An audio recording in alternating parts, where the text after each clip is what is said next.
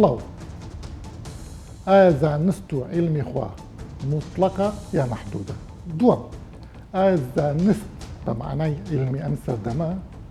لە جیۆلۆجی و لە بایۆلۆجی و لە فیزیا و ئەمانە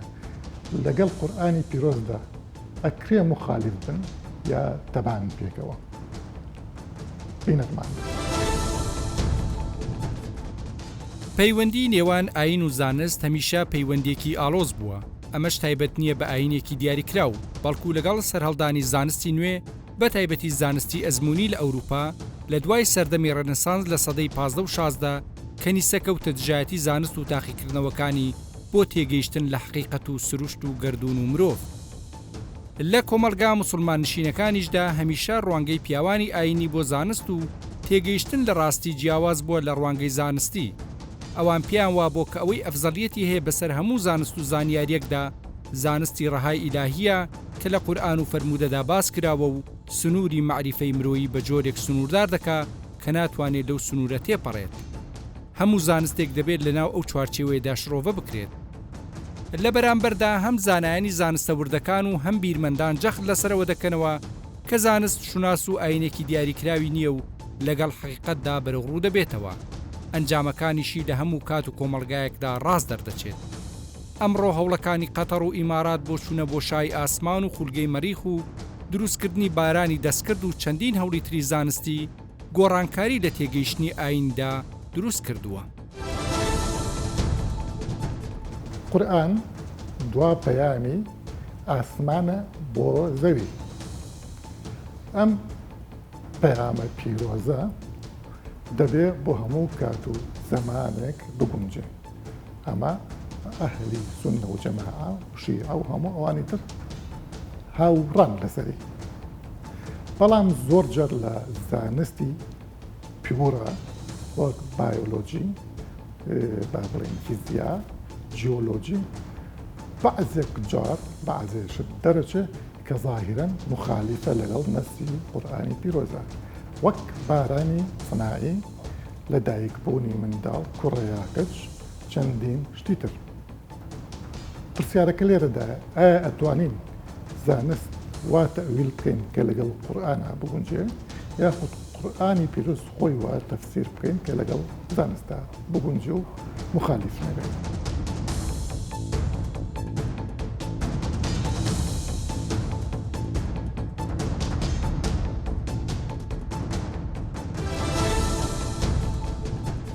لە علمی کەلامە مەسەلەی ئیطلاقیەت مطلقی وەڕەهایی زانستی خوددا قسەی ئیشکالی لەسەرە. بەعزێ ئەڵێن خوددا علمی مطلقە، بەعزێ ئەڵێن علمی محدودە و بەدائی هەیە، یعنی شتێکی بۆ دەرکەوتووە ئەنجا کردوویەتی و وەکو ئاەتەکانی ناسخ و مەنسوخ. بەپێ عەقیدەی ئەهل سونە ئەم شتە چۆنە؟ ئەوەی کە علمي مطلق بها تابت بخواي پروردگارەوە لا يخفى عليه شيء في الأرض ولا في السماء عالم الغيب والشهادة قل إن ربي يقذف بالحق علام الغيوب.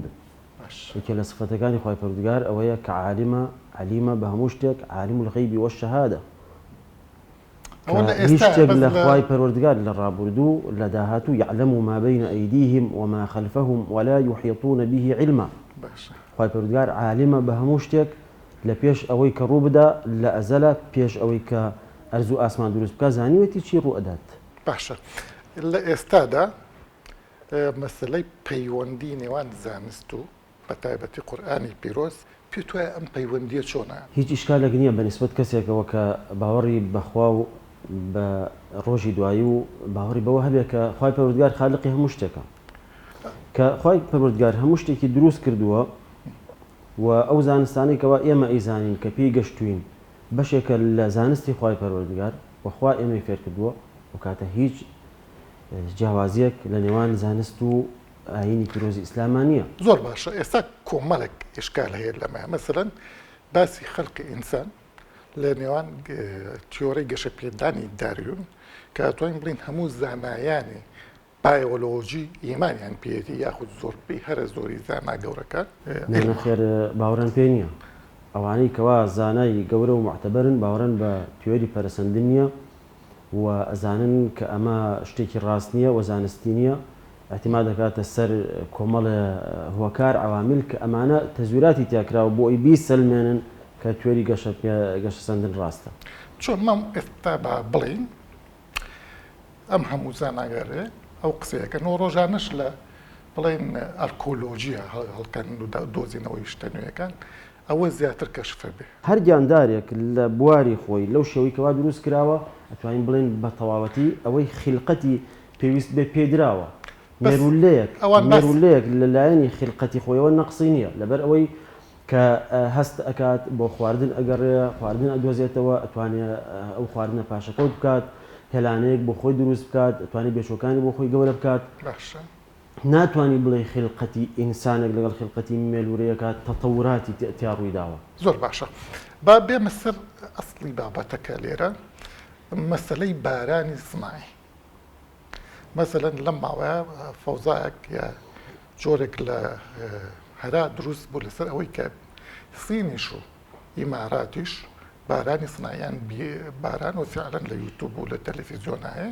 کە دنیا بێ بەهور و باران ئەبارێ لە ئیمارات بە شێوەیەکی بەرچاو.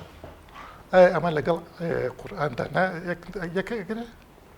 ئەو بارانە کە پێڵێن بارانی سناعی خۆی ئەو بارانە دروستکراو نییە. وشەی سناعی خۆ ئەوان لە مەعمەل ئەم ناڵێن خەڵقەڵەن سناعە. چۆنە بارانەکە ئەبێ هەورەکە لە ئەسمانە هەبێت. باشە. هەورەکەش بە تایبەتی جۆرێکی کە پێڵێن هەوری ڕووکامی. یعنی هەورەکە وجودی هەبێ بەڵێ ئێسەوەی ئیمارات پێشوەخت دیراسیان کردووە بە گوێرەی تەقس بە گوێرەی کەشوهەوا چ کاتێک ئەو هەورە دروست ئەبێت و پێشوەخت فڕۆکەکانیان ئامادە کردووە و ئەو ماوادانەی کە پێویستە بۆ تەلقیحی ئەو هەورە ئامادەیان کردووە. 3 ڕۆژ پێش ئەوە چەند ڕۆژ پێش ئەوە ئامادە بوون. باشە. ئەبێت لە کاتی تایبەتی خۆیان ئەوان بتوانن تەلقیحی ئەو هەورە بکەن. ئیتر بەو فڕۆکە بەو ساروخە بەو ماوادانی کەوا بەکاری هێنن لە کاتی خۆیان ئەگەر ئەو کاتە تەجاوز بکات بۆ نمونە سەعاتێکی بەسەرا بچێت لەوانەیە ئەو هەورە نەمێنێت لە ئاسمان. بەس خۆ هەر بارانیان. کەواتە بارانە بە چ معنایەک؟ بەو معنایی کە خوای گەورە خۆری دروست کردووە کە ئەوە دەستی ئینسانیتیانە کە گەرما و وزەی خۆر وا ئەکات کە ئاوی ڕووبار و دەریاکان بێت بە هەڵم و بەرز بێتەوە بۆ ئاسمان ئەمە دەستی مرۆڤیتیانە. ئەو هەوایی کەەوە ئەجوڵە لەسەر زەویە کە لە چەندین ئاەت لە قورئانی پیرۆزە باسی جوڵەی هەوا ئەکات کە هەورەکە هەڵ ئەگرێت کە کۆی ئەکاتەوە کە دوایە بارانێتە خوارەوە. دروستبوونی ئەم هۆکارانە هیچی دەستی ئینسانیتیانە. ئەم بارانە سناعیە چۆن سیرکەین ینی؟ ئەم بارانە سناعیە بەو شێوە سیرەکەن کە خوای پەروەردگار ئەم وەسائل و ئەسبابەی لە گەردوونا داناوە ئینسان ئەتوانێت تەسەڕوف بکات لە هەندێک شتا بە گوێرەی ئەوەی خوای پەروەردگار ئیزنی لەسەر بێت. بمبورە کاتمان کەمە. من خۆم بۆ خۆم ئەو ئاەتەی وەیونەزیل الغیث خوای گەورە لەم ئاەتە ناڵێک کەس ناتوانێت باران بارێنێ. باسی غیبیش ناکە باسی قودرەی ئیلاهیەکە وەیونەزیل الغیث. یعنی خەڵکی توش لەوانەیە بتوانێت لە پێشکەوتنی عیلمە ئەوە بکە. وەیونەزیل الغیث خۆ بەڵێ خۆی معنای ئاەتەکە دیارە وەیونەزیل الغیث کێ باران ئەبارێنێت ذاتی خوا. باسی قودرەی خوا. ئەنجا لەکەیەوە وە لە چ کاتێک وە لە شوێنێک بە مطلقی یعنی لەسەر زەویە بە هەزاران ساڵە کە باران ئەبارێت لە شار و دێهات و دەشت و شاخەکان کێ باران دوێتی پێتوانێت لە مستەقبەلا عیلم وای پێشکەوێت زۆر بەطەبیعی لەوەی ئێستا زۆرتر وابێکە لە هەموو دنیاە بتوانن باران دروست بکەن. زۆر زەحمەتە لەبەرەوەی وەک وتم ئەم هۆکارانی کە خوای گەورە دروستی کردو هیچی دەستی مرۆڤیتیان نیە. نەخۆر نە هەوا نەچینەکانی هەوا نەدروستبوونی هەورەکە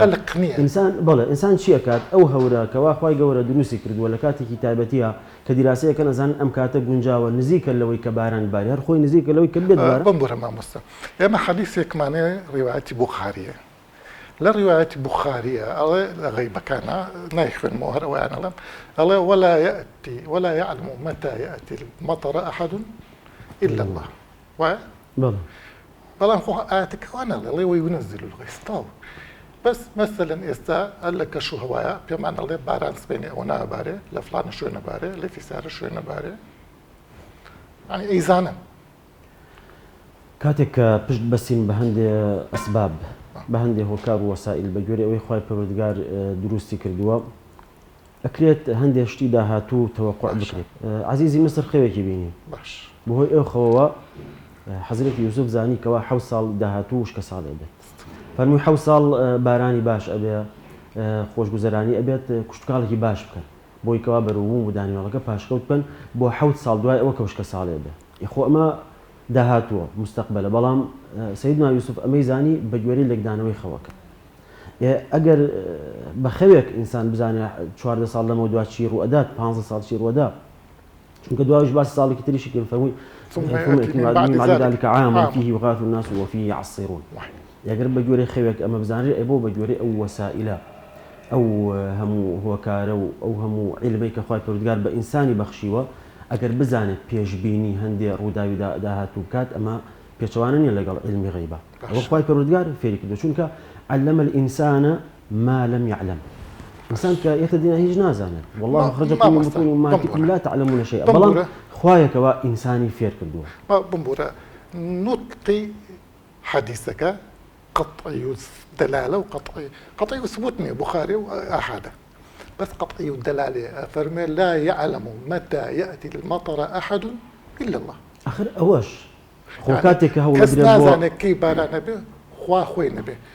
القرآن بيروزا زور باسي بارين كراوة ليكي كان لسورة حجرة فرمي وأرسلنا الرياح لواقح فأنزلنا من السماء ماء فأسقيناكموه وما أنتم له بخازنين يعني أو هوايا كان أردومان لواقحة تلقيحه وركاكا تلقيحك آية بلا إبيتين آية قرما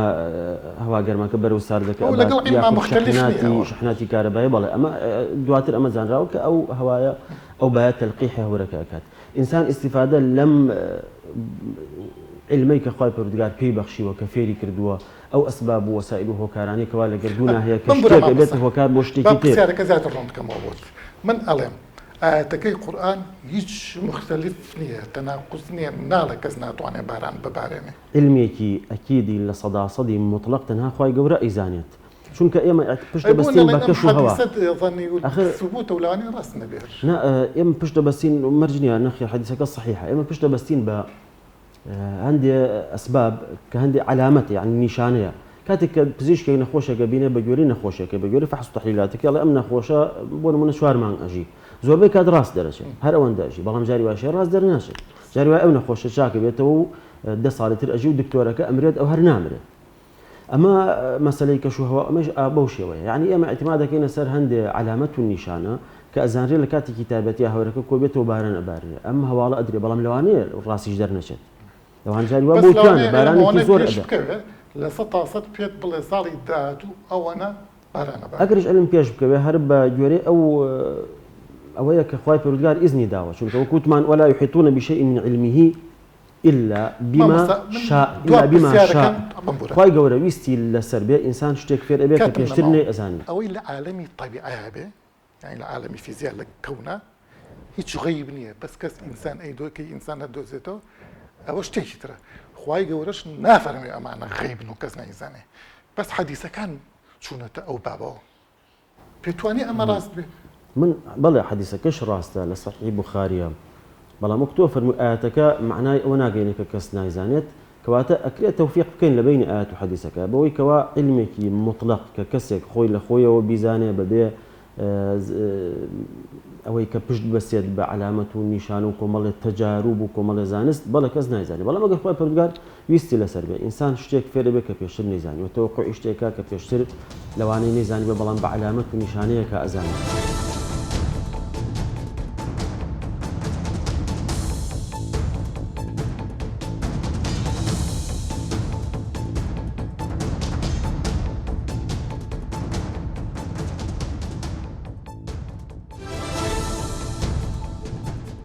مەسەلەی بارانی دەستکرد یاخود بارانی سنایی مەسەلەیەکی کۆن و نوێشە ئەم ساڵ بەهۆی ئەوەی ئیمارات بارانی باران هەرایکی نایەوە کەشتیوان نابێت لەلایەنی پیاوانی دینیەوە پێت وایە ئەمە وەهمە یا ڕاستیە بارانی دەستکرد بڵێن یەکەم جار لە چلەکانە لە ئەمریکا باری 46 بوو لە ئەمریکا بارانیان تۆ کاتێکە هەورت هەبێ و بتوانێ ئەو هەورە چڕ بکەیتەوە احتیماڵی باران باشە ئەو هەورە طبیعیە یا ئەبێ هەورەکە هەبێ ئەتوانێ هەوری دروستکە هەور هەڵما بەڵام ئەو هەورە کە بتوانێ بڵێ هینی اقتصادی هەبێ یعنی بڵێن سەرفی اقتصادی هەبێ بێ هەوری سروشتی بەکاربێنی تۆ هەورێکی کە بە هەڵم دروستی بکەی لەوە ناچێت زۆر هین بێ زۆر لە باری اقتصادیەوە سروشتی هین بێ بەس ممکنە بەڵام ممکنە تۆ ئەو بکە بە هەڵم لە کۆتایی بە هەور و هەورەکە تۆ ئەگەر چڕی کەیتەوە و ئەم چڕبوونەوە لە زستان و پاییز و بەهارە خۆی بە شێوازی ئۆتۆماتیکی ڕوویە تیشکی خۆکە ئاراستەکەی گۆڕە لە شوێنەکانە بڵێن هەوا سارد و گەرمە بێت چڕبوونی هەورەکە ڕوویە و هەورەکە سار دەبێتەوە و ئەبارێ بەڵام لە هاوینە یان بڵێن لە حاڵەتێکی ناسروشتیە کە هەوا بۆ ڕادەیە مساعد نییە بۆ ئەوە ئەو چڕبوونەوە ڕووبە تۆ ئەکرێ خۆت ئەو کارە بکەیت و معمولەن دێن تۆزی ئەنوای تۆزی ئایۆن ئەکەن بەسەر هەورەکە ئایۆنی مەوادی جۆر بە جۆر هەرێکیان ژەهراوی ترسناکیشی نازقەزە ئەیان لە هەورەکە چڕە بێتەوە چونکە بەهۆی هێزی کارەباییەوە بە یەک نزیکە بێتەوە چڕە بێتەوە و چڕ بۆ دڵۆپی گەورەی ئاو دروستە بێ بۆ جگە دڵۆپانە گەورن بەهۆی هێزی کێشکردنی زەویەوە دێنە خوارەوە و معمولەن لاپەوەمانێکی لێکە دڵۆپەکان گەورە جگە سروشتەکەی وایە ئەمە هەر لە ئێمارات ڕوویاوە لەو پێش سەرەتا لە ئەمریکا ڕوویدا لە چاینا زۆر بە بەردەوامیە کرد لە زۆر شوێ نەکرێت پرسیارێک بەلامەوە گرنگ ئاویش ئەمەیە بەبێ با بڵێن حاڵەتێکی سروشتی وەکو هەبوونی هەوری سروشتی یا هەوای سروشتی ئەکرێ باران ببارێنرێ بەبێ هیچ شتێک نەخێ بێ هەورەکە هەبێ یا هەورەکە خۆت دروستی بکەیت ئەخمە بەستمەوەی یا هەورەکە خۆت دروستی بکەیت کە چی بکەینی مەسەلەن بڕێکی زۆری ئاو بکەی بە هەڵم باشە یان هەورەکە هەبێ بەس مەمنە هەورەکە هەیە و بارانەکە نابارێ هەورەکە لە ئاسێکی سەرەوە یانی کە بڵێن هەورەکە بە سروشتیش دروست بکەیت تەبیعیە بەس نانە شتەکە تۆ لێرە ئابووریش دەورە بینێ ئەخ لەوانەیە مەسەڵەن 50 ساڵی تروای لێ بێ کە بتوانن بارانەکە ببارێن و هەرزانیش بێ جا بە وڵاتی چۆکو مەسەڵەن ئیمارات کە دایم گەرمە و پارەشی زۆرە لەوانەیە کێشەیەکی نییە ئەمارات هەرچێکی هەیە دەستکردە سەنعاتەکەیەکی دەستکردە ینی بڵێن هین هێنێ هەنەی کڕێ سەنعاتێتی بینایەتی بەشەریەتی بەشەرەکانیشی هەمووی ینی لە شوێنیکەوە هێنەوە جگە لە ئایلێ لەوێ کەسێکی نییە پۆلیسەکەیشی هینی وڵاتانی کە بارانەکەش وڵاتە تەنانە سەتەراتی نێرەوە ئاسمان وڵاتانی کە تەنانەت موشک ئەنێرەوە مەڕیخ وڵاتانی بەڵێ ئەو گرنگە بەلایەنەوە کە بەشێ بن لە کۆمەڵگەی جیهانی نەوتەکەشی زەکە بنەوتەکە بەکار نایێنێ چونکە ئەوە بڵێن ئابوووریەکەی پێشکەوت و بازرگانیەکەی بفراوە پێشی بنەوت نەماوێسە ئەو حاکمانێکە لەوێن زۆر بەلایەنەوە گرنگە کە بەشیە بن لە کۆمەڵگەی جیهانی بەشێ بن لە کۆمەڵگەی جیهانی یەکێ لە ڕێگەکانەوەیە کە تۆ بڵێن بەشێبی لە سەنعات و تەکنەلۆژیای ئەو وڵاتانە باشە مەمەستە ئەمە شتێکی سروشتیە بۆچی پیاوانی دینی تەنانەت غەیرە مسلمانی ژۆک مەسیحی ئەم شتاکەنە جۆرێک لە هۆی خۆکارەکەی بێ هۆکارەکەی هەنێت دەقە نازانم چنێ دەقەکان بڵێن بڕوا پێکراونیان چەنێ مستەنەدن چەنێ زعیفن چەنێ بەقوتن بەس هەنێت دەق هەیە کە مەسەلەن ئاماژە بۆ کراوەکە باران بەس خوازانە بیبارێن خواتوانە بیبارێنە یا مەسەن نوێژە بارانەوەمانەشە خۆی هەموو ئاماژەیەکن بۆ لە دەقی قورئان و حەدیثی شەهەمانە ئەوەی لە قورئانە فەرمێ ئەوەی ونەزیل الغیث تاوە بارانە بارێنێ یا هەور ئەکاتە باران بەڕاستیش تا ڕادێکی زۆر وایە چونکە ئێمە لەگەڵ سیستمێکی زۆر ئاڵۆزە بەرەوڕووین کە سیستمی بەرگە هەوای زەوی و کەش و هەوایە زۆر ئاڵۆزە یعنی تۆ بە دقیقی هەر ئێسش ناتوانانی بە دقیقی پێشبینی بکەیت کە بارانە بارێ یان نابارێ تەنانەت لەگەر هەموو هینەکان هەبێ تەقریبیە ئەوش کە ڕۆژانە وترێت تەقریبیە بەڵام ئێتر ئەوە بڵێن تەکنەلۆژیاکە چۆتە سەرەوە تەقریبیەکە نزیک بووەتەوە لە دقیقی مەسەڵەن ئەڵێ ئێوارە بارانە بارێ بڵێن ئەو ساعتی 5 بارانە بڕوانە 5 نەبارێت 4 باری و 6 بارێ ینی ئەم ینی زۆر نزیک بووەتەوە بەڵام پێشبینی دقیق بەهۆی ئەوەوە کە زۆر پارامتر بەشدارن لەم بڵێن لەم مۆزوعی مەناخ و کەش و هەوا بە دقیقی پێشبینی ناکرێت یعنی هیچ کۆمپیوتەرێکی تو کارکەی دقیقی پێشبینی یعنی بتوانێت بە دقیقی ساعات و سانیە و هینەکەی پێشبینی لەوانەیە مثلن 10 ساڵی هیچ کۆمپیوتەرێکی ئێمە ناتوانێت کەوت دقیق یعنی کۆمپیوتەر بتوانێت سیمولیشن یا هاوشێوەسازی بۆ بکات ناکرێت مثلن 10 ساڵی تر وای لێبێ بتوانێت 10 ساڵ کەمە بەڵام مثلن 30 ساڵی تر بەپێی ئەم علم و بەپێی ئەم شتێکی ئێستا ئێمە زانین زەحمەتە ینی ئێمە لە پارادایمێکی زانستیان کە زۆر زەحمەتە ئەم شتە ئاڵۆزانە بە ئاسانی بکرێن بە ژمارە ینی شێوازی باران بارین و ئەمانە بە ئاسانی بکرێن بە ژمارە زۆر زەحمەتە بەڵام پێشبینی تقریبی حتمما ممکنە و هەر لە کۆنیشەوە زانیویانە ینی بڵێن هەر لەو سەردەمەکە و حەدیثۆوانە بۆ خەڵکی هەبوون کە جۆغرافیەزان بوون یان مەسەلەن هەر لە ڕووی گۆڕانی پلەی گەرمی و بوونی هەور و ئەم زۆر شتانەوە یانزانی کە بارانە باریانە بەرە پێشبینیان نەکرد وابزانم زیاتر لە لای سینیەکان ئەو لە سینەکان هەر لە بەندای خۆشمانە بۆ ڕحال بیرونی ئیبنی سینا هەموومانە ئەو شتانەیە زانیوە بەڵام هەرسەت هەر تەقریبی بووە هەر تەقریبی بۆ بەڵام ئەوانش زانیویانە کەی بارانە کەی بارانە بارێ بەڵێ بەڵام مەسەلەن میزانە ئیمشەو بارانە بارێ لەوانەیە ئیمشەو باران نەبارێ بەس هەورەکەی هاتێ بە شوێی دوای باری بێ ینی ئەم شتانە هەبووە ئەم لای خۆشمان لا خۆشم بەڵێ جۆغرافیزانە کۆنەکانی سەردەمی شارستانی ئیسلامی هەموو شتانیان نزانی باشە لە بواری دینیەوە ئەمە چ مخالەفێکی هەیە لەگەڵ قدرەتی خۆیان خۆی دەستێوەردانە بەڵام لە سەردەمێکە کە ئاین تاکە بڵێن بواری ڕێخستن و معریفەی بەشەری بوو یان بڵێن نەک تاکە بەڵام یەکێ لە هەرە گرنگترینەکان بوو هەوڵی داوە جوڵامی هەموو پرسیارەکانی بەشەرباتەوە هەموو پرسیارەکان ینی زانستی هەر شتێ بووە وڵامی یاوەتەوە کتێبە ئاینەکان ئەم شێوازە نووسراون ینی بڵێن لە کتێبە پیرۆزە ئاسمانیەکان بۆ شێوازن کە جوڵامی هەموو پرسیارەکانی تایە ئەوەی دەستێوەردان لە کایەیەکایە کە کایەی زانستە لە سەردەمی گالیلۆ وردە زانست و ئەبێ بە بوارێکی معریفەی سربەخۆ ئەبێ بوارێکی معریفەی سربەخۆ خۆی لە عێرفانیات جیاکاتەوە خۆی لە فەلسەفە جیاکاتەوە و ڕێگەیەکی لە دڵی فەلسەفە دەچێتە دەرەوە زانست لەنی لە فەلسەفەی سروشتی کە ئەو وەختە ناوی فەلسەفەی سروشتی بوو لەوە زانست دێتە دەرەوە بەڵام چوارچێوەیەکی تایبەتی وەرەگرێ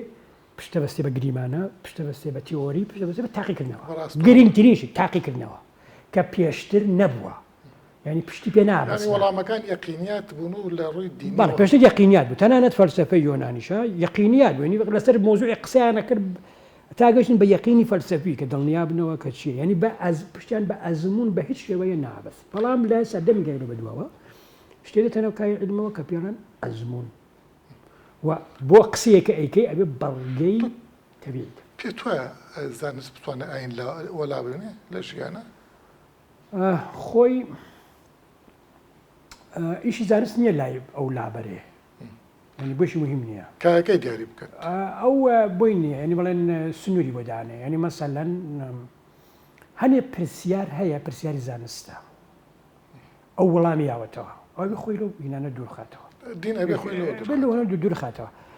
تۆ ناتوانانی ئاین یا عرفانیات بە هەر شێوەیان هونەر یعنی ئەمان هەموویان کایەن هونەر ئاین عرفانیات جوزانم فەلسەفە هەموو کایی معریفەی بەشەرین